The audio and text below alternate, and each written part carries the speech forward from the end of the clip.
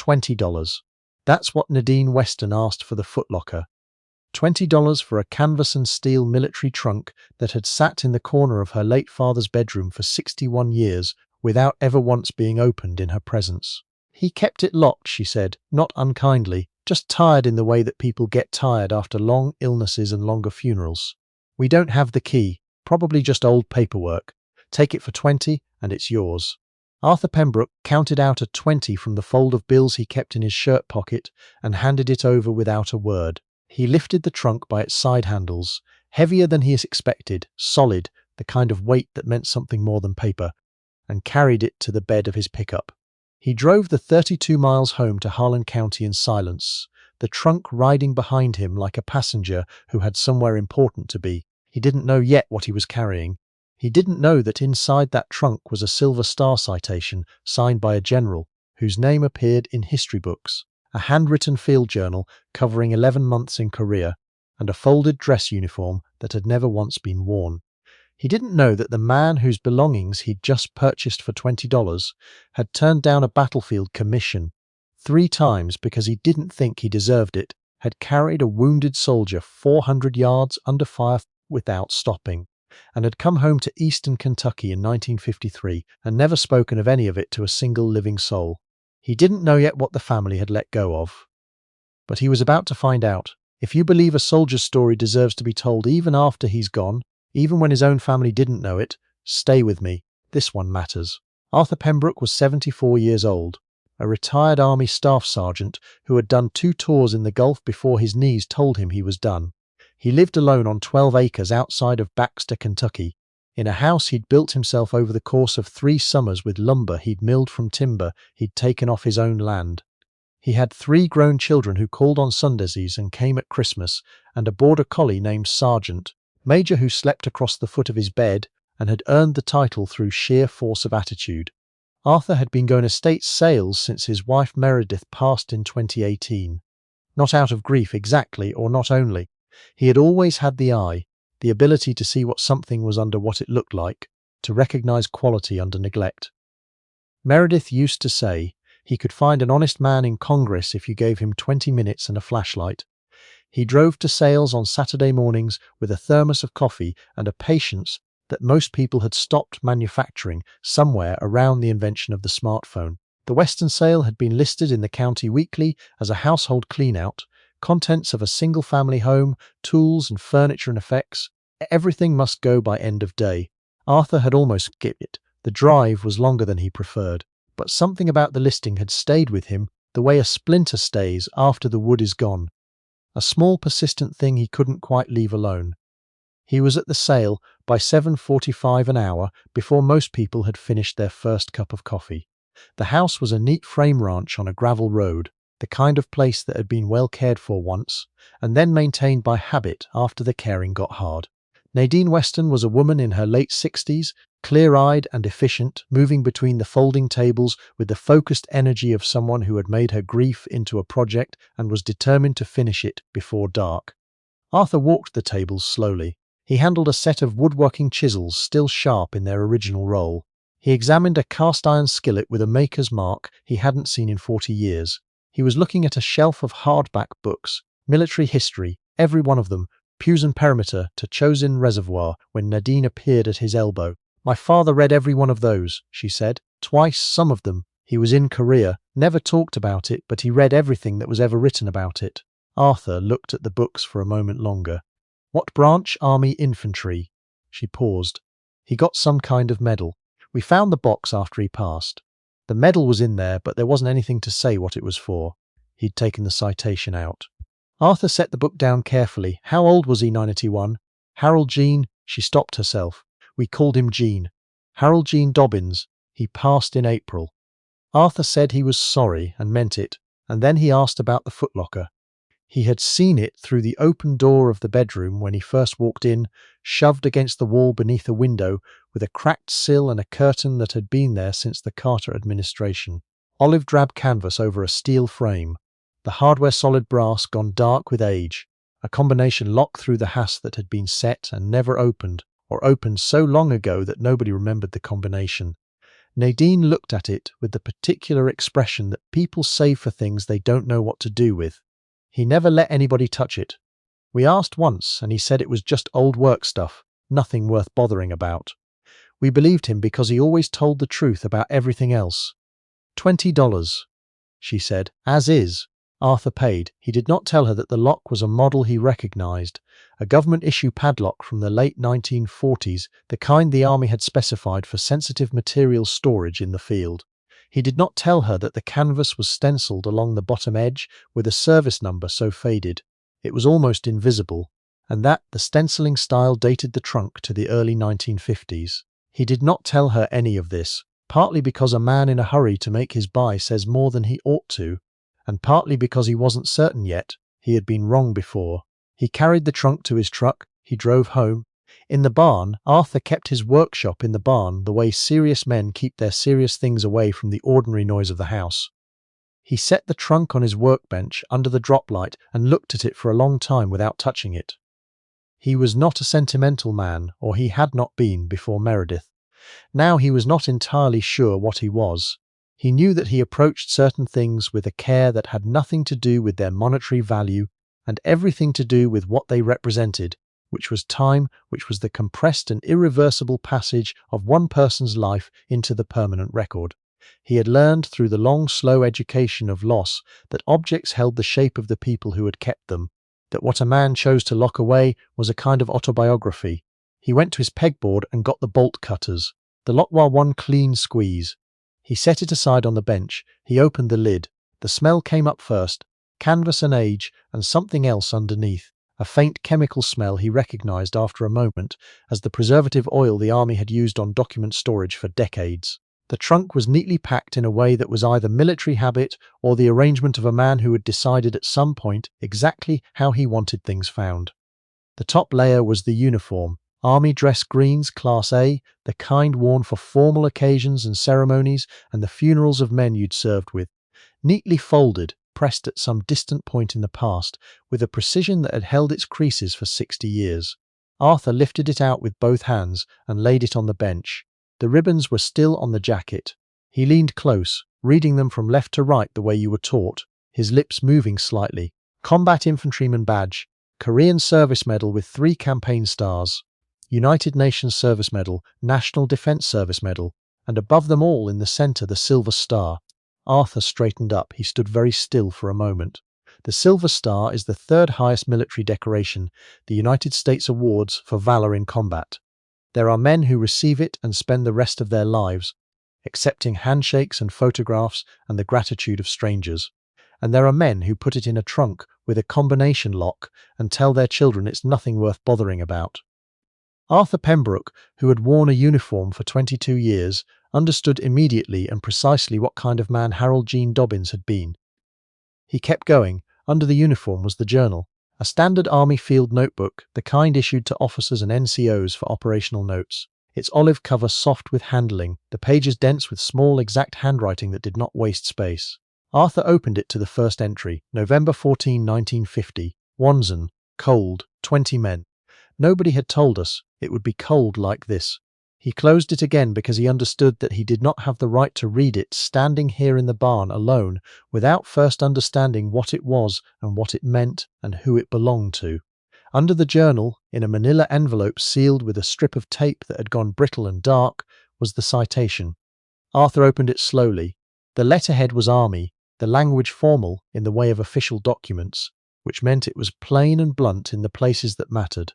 On the date of the 2nd of December 1950, near the Chosin Reservoir, Republic of Korea, Corporal Harold Gene Dobbins, United States Army, 31st Infantry Regiment, under direct and continuous enemy fire, carried wounded soldier Private First Class Leonard Atkins 412 yards to safety, returned twice under fire to assist additional wounded, remained at rearguard position for an additional 6 hours after being ordered to withdraw, enabling the safe extraction of 14 soldiers who would otherwise have been overrun.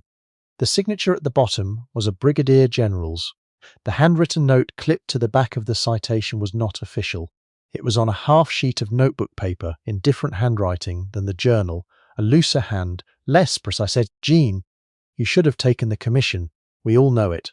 Come back someday and let us tell you. Atkins, 1983. Arthur sat down on his shop stool. He was not a man who sat down in the middle of a job, he sat down now.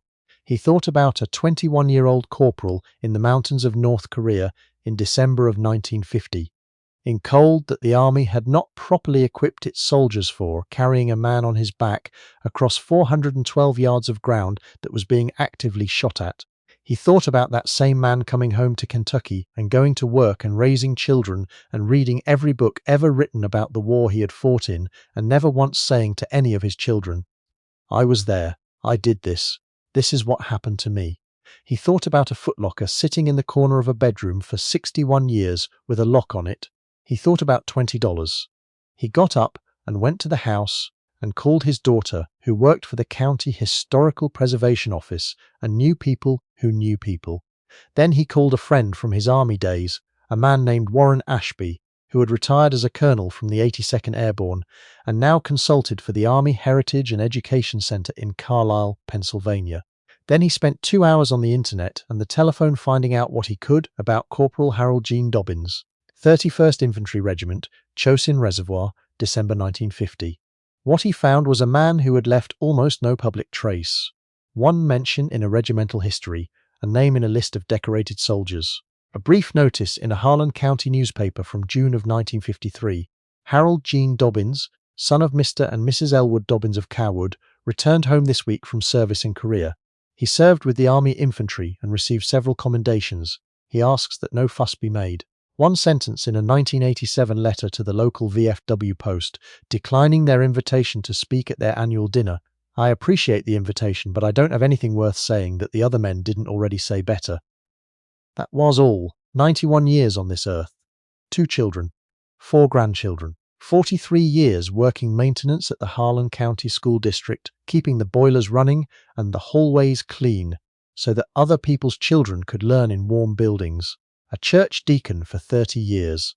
A man who drove his wife to her chemotherapy appointments every Tuesday for 14 months and held her hand in the waiting room and never complained about any of it to anyone. And a silver star in a footlocker with a lock on it because he didn't think his story was worth the telling. Warren Ashby called back at 9:30 that evening. "Arthur," he said without preamble, "tell me again what you're holding." Arthur told him. There was a silence on the line.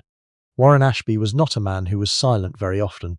"The 31st Infantry at Chosin," Warren said finally, "is one of the most studied and least publicly known engagements of the entire Korean War. The regiment was cut off and largely destroyed. The men who came out of that fight, and not all of them did, are considered among the most decorated infantry soldiers of the post-World War II era. A documented silver star from that engagement, with an original citation, an original field journal, and a personal letter from the man the recipient saved." He paused again. "Arthur, that's not a trunk full of old paperwork. That is primary historical documentation of one of the worst nights in Army history, in the handwriting of a man who was there." "I know what it is," Arthur said. "The journal alone belongs in Carlisle, or in the Korean War Veterans Memorial Archives. The citation, if the original is in that envelope, there are maybe 40 documented original Silver Star citations from the Chosin engagement in private hands. Maybe 40. It's not in private hands," Arthur said. "Not really. It belongs to his family. They just don't know what they have." Warren was quiet for a moment. "What are you going to do?" "I'm going to give it back," Arthur said. "But first I'm going to make sure they know what they're getting." He called Warren back the next morning. He called his daughter. He called the Harlan County Veterans Service Office, where a woman named Patricia, competent, direct, the kind of person who got things done because she didn't wait for permission, helped him locate Nadine Weston's brother, a man named Douglas Dobbins who lived in Hazard and had handled most of the estate arrangements. And then he made one more call to a man he had never met but whose name Warren had given him, Master Sergeant Earl Whitcomb, retired, the volunteer director of the Korean War Veterans Memorial Education Center in Washington, D.C., who had spent the last 15 years tracking down the stories of men who had come home from Korea and never told anyone what had happened to them. Earl Whitcomb picked up on the second ring. Arthur told him what he had. The silence on the line lasted so long that Arthur checked to make sure the call hadn't dropped. "Corporal Harold Gene Dobbins," Whitcomb said at last. "31st Infantry. I know that name. We've had his name on our list for 11 years. Silver Star, Chosin, 1950. No family contact, no documentation, no story on file. We've been trying to find him for 11 years. He passed in April, Arthur said. Another silence. Shorter but heavier. Then it's even more important, Whitcomb said. Can I come down there? He came down 2 days later, driving from Washington in a rented car, arriving at Arthur's barn at 8 in the morning with a cup of gas station coffee and the focused, quiet energy of a man who had done this before and understood the weight of it. He was in his late 60s, compact and direct, with the kind of stillness that veterans get, the stillness that is not calm exactly, but the absence of wasted motion. He spent an hour with the trunk and its contents, handling each item the way you handle things you have been looking for. He read the citation. He read the note from Atkins. He opened the journal to the first entry and read it and then carefully closed it. Then he looked up. Where does the family live? They drove together. Arthur carried the trunk in the bed of his pickup, wrapped in a moving blanket. Whitcomb rode passenger. The drive to Hazard was 40 minutes through country that got narrower and quieter the further in you went, and neither of them talked much, which was fine. Some conversations don't need to be rehearsed. Douglas Dobbins met them in the driveway of a brick ranch house on the east side of Hazard. He was a man in his mid-60s, shorter than Arthur had expected, with his father's colouring and his father's look of careful attention.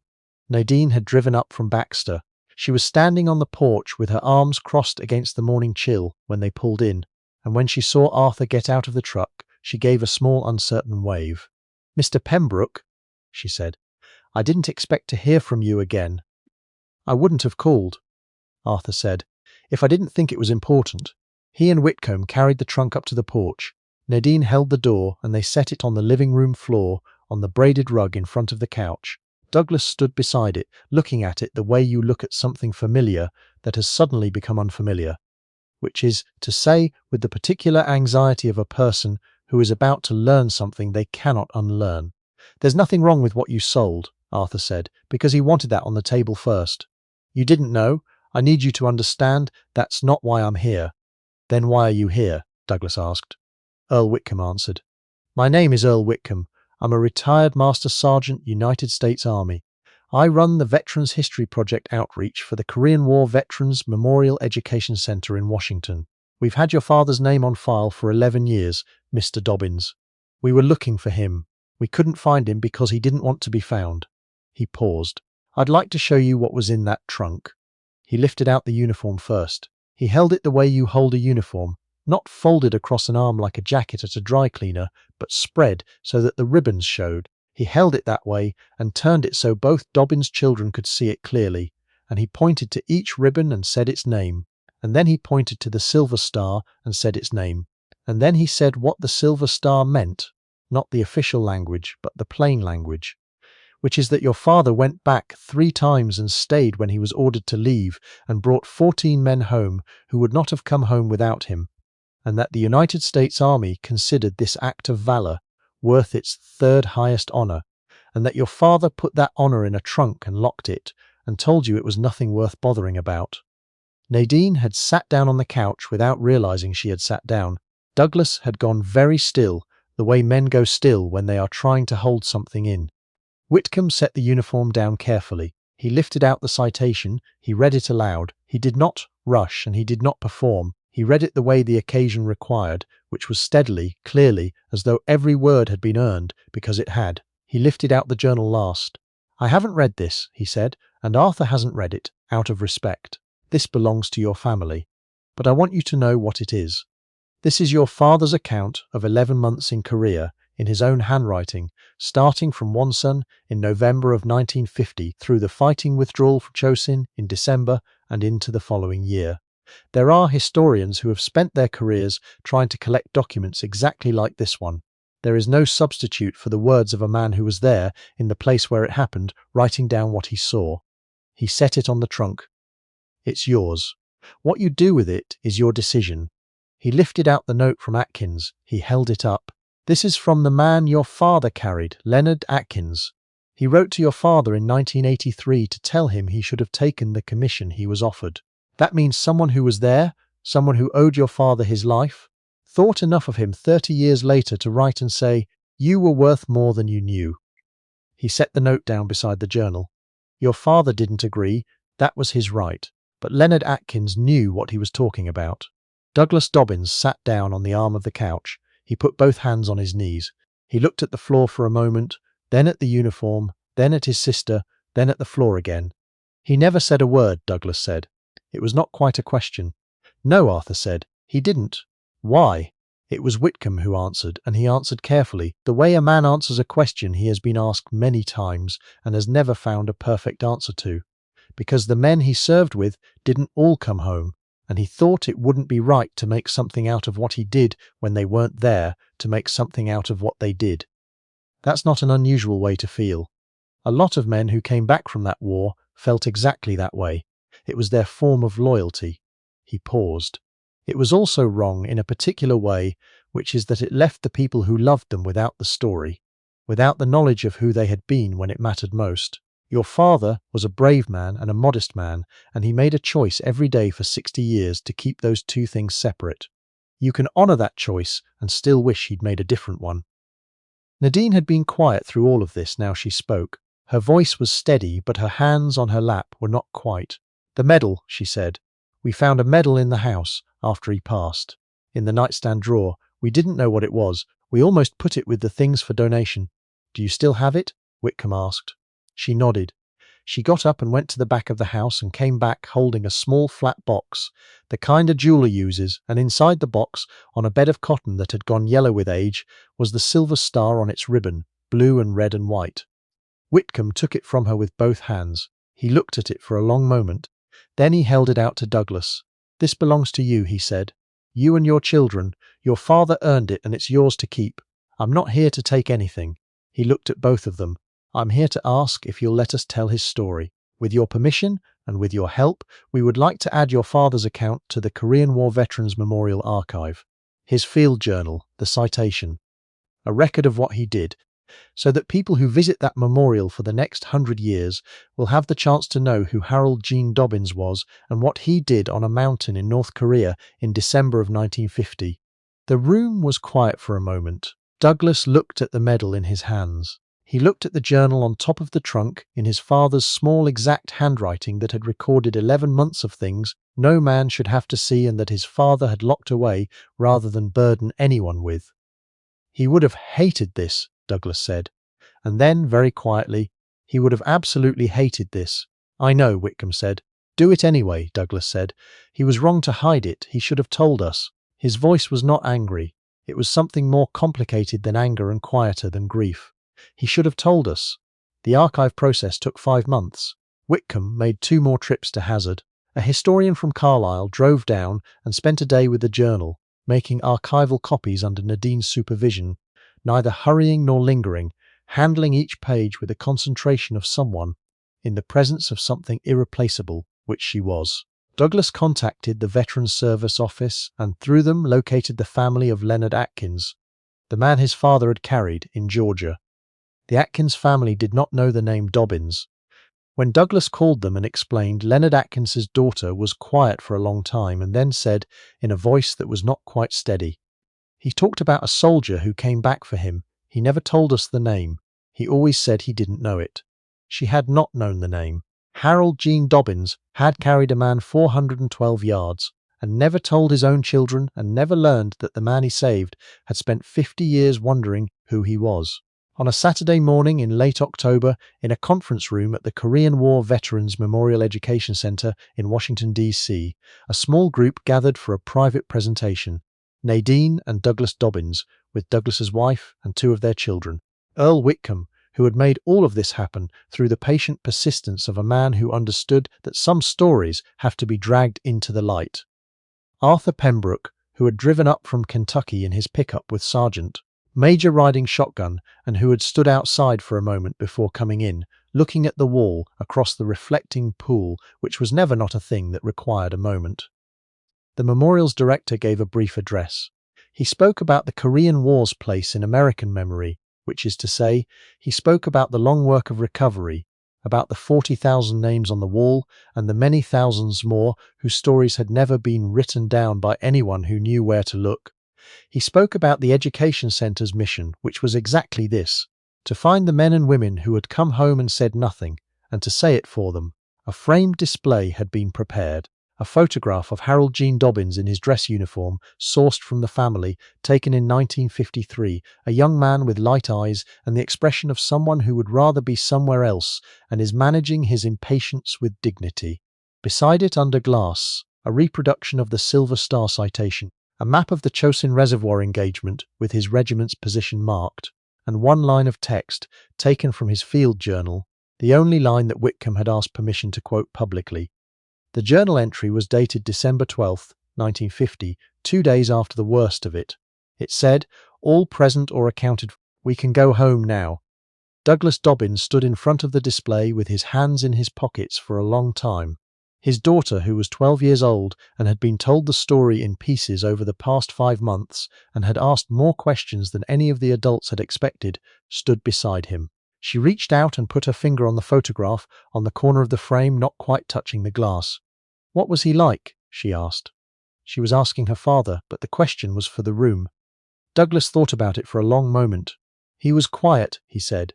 "He fixed things. He always showed up." He paused. "I thought I knew everything about him." Arthur watched from across the room. He was holding a cup of coffee that had gone cold, and he had not noticed. He thought about a $20 bill and a combination lock and a trunk sitting in the corner of a room for 61 years. With nobody asking what was inside, he thought about all the trunks he had never found. He thought about what Meredith would have said, which was that some things needed a stranger's hands to open them because the people who loved them were too close to see. A corporal's story had been waiting for 73 years for someone to ask. Harold Gene Dobbins had not told it, because he was a man who had decided somewhere on a frozen mountain that the story belonged to the men he had served with and not to himself. He had carried that decision the same way he had carried Leonard Atkins across 412 yards of ground, steadily, without complaint, without putting it down. He had been wrong about one thing. The story was always his. He just needed someone to carry it home for him. If you believe no soldier's story should be lost because he was too humble to tell it, type "lest." We forget in the comments right now. Share this with someone who has a veteran in their life. And the next time you see an old man's belongings at an estate sale or a box in the corner with a lock on it, stop. Ask what's inside. Because the man who kept it locked may have been guarding something he never thought anyone would want, and may have been wrong about that his whole life.